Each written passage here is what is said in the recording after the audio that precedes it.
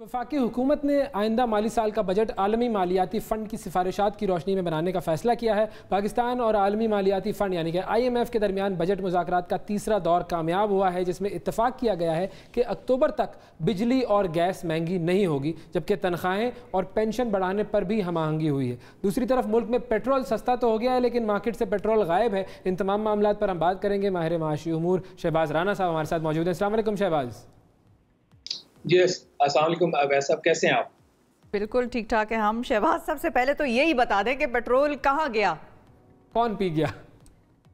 कौन पी गया? देखिए, हमारे मुल्क में मसला ये है कि हम फ्री मार्केट चाहते हैं, फ्री रेगुलेशंस चाहते हैं, लेकिन जो हमारे रेगुलेटर्स हैं जैसे दुनिया भर में होता है वो बहुत स्ट्रांग होते हैं। पाकिस्तान में चाहे ऑगरा एज अ रेगुलेटर हो, चाहे securities and exchange commission of Pakistan हो, स्टेट बैंक ऑफ पाकिस्तान हो, कंपटीशन कमीशन ऑफ पाकिस्तान, ये जो रेगुलेटर्स हैं हमारे, ये बहुत वीक है।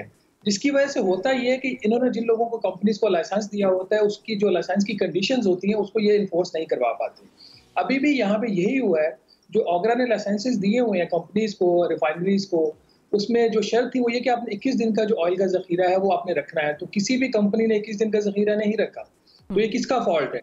ये फॉल्ट ऑगरा का है कि ऑगरा अपना काम ठीक नहीं कर पाया, जिसकी आज जो बदनामी है वो हुकूमत को भी मिल रही है और अवाम ने तो जो सफर करना है वो आपके सामने है। जिस तरह लाइनें लगी हुई हैं, कहीं कहीं तो बिल्कुल भी पेट्रोल मिली जी। तो यानी कि जो रेगुलेटर है वो इम्प्लीमेंट नहीं करवा सका चीजें, और जो कंपनियां थी उन्होंने गड़बड़ की और फायदा उठाया। उन्होंने कहा कि भाई हम तो नहीं रख रहे। इसका मतलब है दोनों एट फॉल्ट हुए ना? दोनों एट फॉल्ट हुए। तो ये तो प्राइम मिनिस्टर को चाहिए कि जब भी इस तरह का कोई चीज हो तो फिर ये स्ट्रिक्ट एक्शन लें। अब जैसे SECP के क्या हो सकता है? वजीर जो है हमारे शहबाज, जो वजीर है उमर अयूब साहब, एनर्जी मिनिस्टर, उनका कितना अमल दखल है? वो भी तो पूछ सकते थे उन कंपनियों से कि भाई आपने क्यों नहीं मंगाया। स्ट्रिक्ट एक्शन वो भी तो ले सकते थे, यानी उनको रेगुलेटर का ही इंतजार करना था।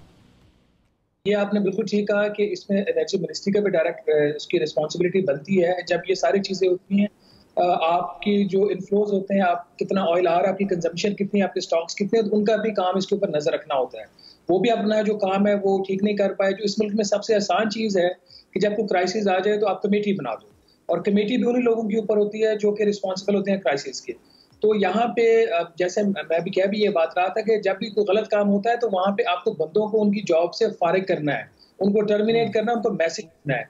ये आपके सामने ऑगरा की मिसाल आ गई। इससे पहले जो SECP के एक्ट में जो तरमीम आई, उसमें प्राइम मिनिस्टर चीज पे कैबिनेट में नाराज तो होते हैं जी कि आपने नैब ज्यादा लोगों को अलाउ कर दिया बोर्ड के ऊपर सर्व करने में, और ऑफशोर कंपनीज के रूल चेंज कर दिए, लेकिन जिसने किए जो SECP के चेयरमैन थे उनके खिलाफ क्या एक्शन हुआ वो आज तक नहीं हुआ। तो क्या जिस तरीके से आप कह रहे थे शहबाज के इन कंपनीज के साथ जो हमारे कॉन्ट्रैक्ट्स होते हैं उनके अंदर शिकें भी ज़ाहिर है ऐसी होती हैं कि वो सही तरीके से हम इम्प्लीमेंट नहीं कर पाते, तो क्या ऐसा नहीं हो सकता कि SECP के जो चेयरमैन हैं या जो ओगरा के चेयरमैन हैं उनको भी निकालने में इसी तरह के मसाइल हों और उनको आसानी से नहीं निकाला जा सकता? देखिए, SECP का चेयरमैन गवर्नमेंट में तो किसी जो गवर्नमेंट में तो आप किसी प्यून को निकालना चाहें या किसी भी शख्स को फारिग करना चाहें तो वो समरियां और इतनी सारी मसाइल होते हैं, उसमें फिर वो अदालत में चले जाते हैं लोग, मामला स्टे पर ही रहता है, निकाल तो कोई नहीं सकता। अब ऐसा अगर आप उनको टर्मिनेट नहीं कर सकते, उनकी पोजीशन से तो उनको हटा सकते हैं ना। चेयरमैन SECP को, चेयरमैन ऑगरा को हटाने में तो आपको कैबिनेट की एक समरी, वो भी आप अगर आप नहीं मुनासिब समझते तो आप सर्कुलेशन से भी अप्रूवल ले लेते हैं। अब तो जो फैसले हो रहे हैं कैबिनेट के अपॉइंटमेंट और ट्रांसफर और पोस्टिंग्स के, वो तो थ्रू सर्कुलेशन जो है वो कैबिनेट मेंबर्स उनके एंडोर्समेंट्स ली जाती है। तो कितना टाइम लगता है, रिस्पॉन्सिबल है। मैं नहीं कहता कि चेयरमैन SECP रिस्पॉन्सिबल है या चेयरमैन रिस्पॉन्सिबल है, जो भी रिस्पॉन्सिबल है 15 दिन में उनको फारिग करें। मतलब सारी बदनामी इमरान खान साहब अपने जिम्मे भी ले रहे हैं, वो जो लोग लगाए हुए हैं वो क्यों प्रोटेक्ट कर रहे हैं? ठीक है, अच्छा अब जरा बजट पर आ जाते हैं। तनख्वाहें बढ़ने का सुना है कि भाई IMF ने इजाज़त दे दी है कि गवर्नमेंट वालों की तनख्वाहें बढ़ा दो। IMF ने ये भी कहा है कि जो पेंशन है वो भी बढ़ेगी और बिजली और गैस की कीमतें भी नहीं बढ़ेंगी अक्टूबर तक। तो ये तो बड़ा पॉजिटिव बजट आने वाला है, फिर इसका मतलब है? अब ऐसा आप ये जो बात कर रहे हैं ये वो सारी खबरें जो कल इलेक्ट्रॉनिक मीडिया को फीड की गई। अच्छा, मैं आपको 4 माह पीछे लेके जाऊंगा। मैंने फरवरी में एक स्टोरी की कि IMF के साथ हमारे जो मुज़ाकरात थे सेकंड रिव्यू के, वो इनकम्प्लीट रहे, नामुकम्मल रहे हैं। IMF की टीम वापस चली गई है। उनकी डिमांड है कि मिनी बजट लेके 200 अरब रुपए का और बिजली और गैस की कीमतों में इजाफा किया जाए। अच्छा, मेरे हुकूमत ने ये नहीं किया। हुकूमत ने नहीं किया था, आज तक नहीं किया। कुछ पेड ट्रॉल्स थे, कुछ जो थे ब्लाइंड ट्रॉल्स थे जो होते हैं सोशल मीडिया पे, मेरी ट्रॉलिंग भी हुई, लेकिन वो आज तक आपका जो सेकंड रिव्यू है वो इनकम्प्लीट है एज वी स्पीक। ये तो मतलब चले अच्छी बात हुई ना कि हुकूमत ने मिनी बजट नहीं लाई, वरना और टैक्सेस लग जाते, कीमतें बढ़ जाती। देखिए IMF का प्रोग्राम भी तो आगे नहीं गया ना, दोनों चीजें होती है ना। हाँ। अच्छा, या तो ठीक है। बात ये नहीं कि प्रोग्राम है, फायदा नुकसान साथ साथ है। हाँ, आपने शायद नहीं मानी, आपकी मर्जी, फिर आपको IMF के प्रोग्राम जो है उस वक्त टेक्निकली राइट नाउ सस्पेंडेड है, ठीक है, ऑफिशियली तो सस्पेंड नहीं है। जो हमारे मुज़ाकरात हो रहे हैं उसका मकसद ही यही है कि प्रोग्राम को वापस ट्रैक पे आपने लेके आ रहे हैं। अब जो बात आपने की तनख्वाह में इजाफे की और पेंशन की, जो IMF का जो कल की क्या वहाँ पे फाइनल डिसीजन है ये मुझे नहीं पता, मेरी सोर्स इन्फॉर्मेशन नहीं है। लेट मी बी क्लियर, मेरी जो इन्फॉर्मेशन है कल शाम 5 बजे तक की है। 5 बजे के बाद जो डेवलपमेंट हुई है मुझे नहीं पता, वो आपको 2 दिन में बजट में पता चलता है। जो खबरें कल हुई उसका मैं सिर्फ आपको एनालिसिस दे सकता हूँ। जी जी, तो IMF का ये किसने फीड की और क्या असल खबर है, ये सही खबर है या नहीं है, ये बता दीजिए। मुझे इसमें 50-50 बात लगती है। वो 50-50 बात इसलिए लगती है कि हुकूमत पाकिस्तान की तो पहले दिन से कोशिश है कि वो IMF के प्रोग्राम को रिवाइव करना चाह रही है, इसीलिए आप पर ये बावजूद जो मर्जी आपको कहते रहे नो टैक्स बजट, ये इस पे आपको इजाफी टैक्सेस लगेंगे, मैं उसके ऊपर खबरें भी कर रहा हूँ। अब नो टैक्स का मतलब ये होता है कि कोई नया टैक्स आप इंट्रोड्यूस नहीं करवाते, लेकिन अगर अभी आप फॉर एग्जांपल आपकी सैलरी के ऊपर 20% रेट है जिस स्लैब में आप फॉल करते हैं तो वो 25 हो जाता है, तो आपके लिए तो इजाफी बोझ टैक्स का पड़ गया ना। तो दिस इज अब इशू यहाँ पे ये है, दो बातें हैं बुनियादी। IMF आपसे ये कह रहा है कि आप चूंकि पाकिस्तान ने जो G20 के ममालिक हैं उनसे डेट रिलीफ आपने मांगा, आप ये कह रहे हैं कि हमारे जो माली हालात हैं वो इतने अच्छे नहीं हैं, हम कर्जे वापस नहीं कर सकते, कर्जों के ऊपर सूद की हम नहीं दे सकते। तो फिर अगर ये आपके हालात है तो फिर आप 15 से 20% तनख्वाह में इजाफा क्यों करने जा रहे हैं? उनका जो आर्गुमेंट है वो अपनी जगह वैलिड है, नंबर 1। नंबर 2, वो ये कह रहे हैं कि आपका जो डेट टू GDP रेशियो है पाकिस्तान का जो कर्जा है, जब ये हुकूमत इक़्तिदार में आई थी गालिबन वो 75% इसके जो इकॉनमी के हजम के बराबर था, वो अब 90% हो गया है। जिस स्पीड के साथ हमारा कर्जा बढ़ रहा है, वो कह रहे एक तरफ आपका कर्जा बढ़ रहा है, दूसरी तरफ आप बड़े बड़ी तनख्वाह में इजाफा करने जा रहे हैं, कुछ और अखराजात करने जा रहे हैं, टैक्स आप लगाने को तैयार नहीं है, तो आप तो दिवालिया हो जाएंगे। IMF का बड़ा सिंपल बात है, वो कह रहे हैं उतना कर्जा ले जितना आप अफोर्ड कर सकते हैं, और हमारी जो इस वक्त की हालत है, हम बावजूद इसके कि हमें कर्जे लेने पड़ेंगे, हम बहुत ज्यादा जो एक होता है ना कि अयाशी वाला बजट, वो हम नहीं दे सकते। तो आई वुड से कि IMF का जहाँ पे जो पॉइंट ऑफ व्यू है बिल्कुल ठीक है। प्रॉब्लम सिर्फ एक चीज का है, प्रॉब्लम है FBR के टारगेट का। अभी इस साल भी 3,900 अरब रुपए से ज्यादा की कलेक्शन जो FBR की वो मुतवक्को नहीं है। चाहे कोई कहे कि ये कोरोना की वजह से अगर ये कह रहा है कि इतना शॉर्टफॉल आ गया तो वो झूठ बोल रहा है। मैं फिर कह रहा हूँ, जो ये कह रहा है कि कोरोना की वजह से 3900 अरब रुपया इकट्ठा होगा वो झूठ बोल रहा है। अगर कोरोना ना भी होता तो आपका 4,400 या 4,500 अरब रुपए से ज्यादा कलेक्शन नहीं होनी थी, और आपका जो टारगेट था आपको पता है ओरिजिनल 5,500 अरब रुपया था। अब सवाल ये है कि IMF ने कहा कि आपने 3,900 अरब जो इस साल की मुतवक्को कलेक्शन है, यहाँ से आपने उठ के जाना है 5,100 अरब रुपए के ऊपर, तो जिसके लिए आपको चाहिए 30% ग्रोथ। अब इन हालात में जो FBR की मशीनरी है उसकी हुकूमत वहाँ पे कोई इस्लाहत नहीं ला सकी। हम 4 चेयरपर्सन देख चुके हैं पिछले 2 साल के अरसे में, और जो मौजूदा चेयरपर्सन है उनको फिर हटाने की बात हो रही है।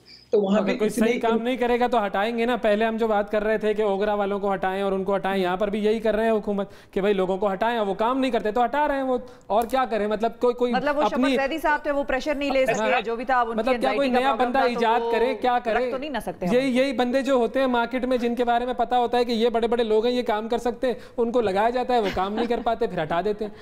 करें तो क्या करें? आप सुन तो लीजिए, जो चेयरपर्सन FBR की पोस्ट है, जब उसके ऊपर आप बंदा लगाते हैं तो सोच समझ के लगाते हैं, ये कोई मजाक नहीं है। उसने 25,000 की जो ऑर्गेनाइजेशन है, 26,000 लोगों ने उसको चलाना है। उससे बढ़कर FBR जो है इस वक्त आपके मसाइल की वजह भी वही है, मसाइल का हल भी FBR है। तो चेयरपर्सन FBR आप लगाते हैं अप्रैल में और जून जुलाई में उसको हटा देते हैं, तो सबसे पहले तो ये बताइए आपने लगाया क्यों उसको 2 माह में? या उसने ब्लंडर कर दिया तो जरूर हटाइए। जैसे आप और मैं बात कर रहे हैं ना, कोई क्राइसिस आ गया, कोई चीज आ गई, एक चेयरपर्सन आया है वो अप्रैल में आया है, क्या वो पूरे साल की कलेक्शन का रिस्पॉन्सिबल है? अगर वो बंदा आपने गलत लगा दिया तो पहले आपने लगाया क्यों उसको? आप थोड़ा सा सिस्टम को काम तो करने दीजिए। एक आपको पता है कि एक अनीता तुराब का केस हुआ था सुप्रीम कोर्ट के, उसकी जो टेन्योर की सिक्योरिटी की बात होती थी ब्यूरोक्रेट्स की, कि 2 साल 3 साल से पहले आप किसी को हटा नहीं सकते, ठीक है?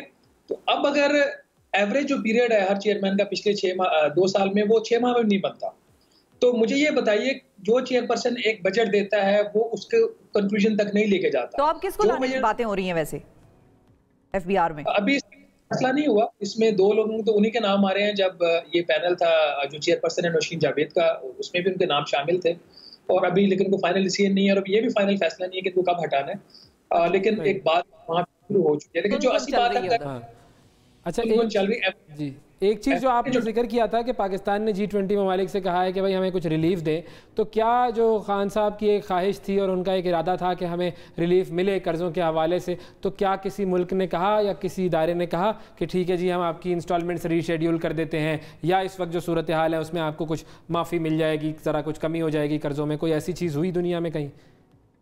एक आयरनी है, आयरनी ये है कि इमरान खान साहब जो सबसे ज्यादा इस चीज के खिलाफ होते थे कि कर्जा नया नहीं लेना, जो कि गलत बात है, कर्जा आपको लेना पड़ता है जो हमारे हालात है, और ये कि हम भीख नहीं मांगेंगे, डेट रिलीफ नहीं लेंगे। अब अपील एक ऐसी जगह पे जाके करते हैं, वो एक स्टेज के ऊपर जहाँ पे वाकई हमें डेट रिलीफ की जरूरत नहीं थी। जो G20 ममालिक से डेट रिलीफ मिला है हमें, जिसका MOU गालिबन साइन होने वाला है अगर ये करना चाहें तो, इन्होंने अपील तो फॉर्मल को लेटर लिख दिया, उनका जवाब भी आ गया। वो रिलीफ है मई से लेकर दिसंबर 2020 के पीरियड तक। उसमें जो प्रिंसिपल अमाउंट जो हमने रीपे करना था इस अरसे के अंदर, 8 या जितना भी ये टाइम बनता है, 8 माह का या 7 माह का, वो हमारा बनता था तकरीबन $1.5 अरब, और उसके ऊपर कुछ $300 मिलियन या $30 करोड़ हमने सूद देना था। तो जो टोटल रिलीफ मिलेगा वो मिलेगा $1.8 बिलियन का, और ये माफी नहीं है, ये रीशेड्यूल हो जाएगा। ये 2 साल बाद आपको अदा करना, तो 2 साल बाद जब आपके जो एग्जिस्टिंग लोन्स होंगे वो उस वक्त मैच्योर हो रहे होंगे, तो उनके साथ उसके ऊपर ये $1.8 भी बढ़ जाएगा। तो मेरे ख्याल में ये गलत फैसला था। इसके नुकसान आपको 2 हुए हैं। एक तो आपने दुनिया को पैगाम दे दिया कि हम फाइनेंशियली अनवायबल हैं, नंबर 1। नंबर 2, जब आप G20 ममालिक की डेट रिलीफ ले लेंगे तो आप फिर इंटरनेशनल कैपिटल मार्केट्स में जाके यूरो बॉन्ड्स फ्लोट नहीं कर सकते, क्योंकि एक जो शर्त है उसकी G20 ममालिक की वो है कि आप कमर्शियल बैंक का कर्जा नहीं ले सकते, आप सिर्फ नया कर्जा वही ले सकते हैं जो वर्ल्ड बैंक और IMF का जो उसका फ्रेमवर्क है उसमें फॉल करता है। तो ये एक अनवाइज और इम्पल्सिव डिसीजन था। ठीक है, फाइनली कोई और कर्जा हम लेने जा रहे हैं? जी, हम अगले साल आपको भी मुबारक और कौम को भी, इमरान खान साहब को भी मुबारक हो, $15 अरब का नया कर्जा लेने जा रहे हैं, जिसमें से $10 अरब हम वापस करेंगे। रिटायरमेंट। ठीक है, यानी कि ये कर्जे तो हम इस जाल में चुंगल में फंसे हैं, और मेरा ख्याल है इससे तो हमें कोई निकाल नहीं सकता, बड़े अरसे तक हम इसमें फंसे रहेंगे। बहुत शुक्रिया, बहुत शुक्रिया।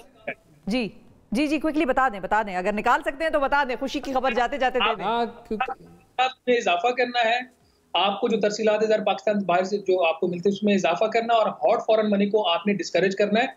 आप जो नॉन डेट क्रिएटिंग इन्फ्लोज है उसके ऊपर चले जाएं, आपका 2 से 3 साल में मसाइल हल हो जाएंगे इंशाल्लाह। चलें, उम्मीद पे दुनिया कायम है, हम भी उम्मीद पे रहते हैं, आप भी उम्मीद पे रहें, लिखते रहें ऐसे ही, और थोड़ी बहुत ट्रोलिंग खैर है, सह जाए, हम भी सहते हैं। आप एक पार्टी से सहते होंगे, हम दूसरी से सहते हैं। बहुत शुक्रिया शहबाज राना, आपने वक्त निकाला।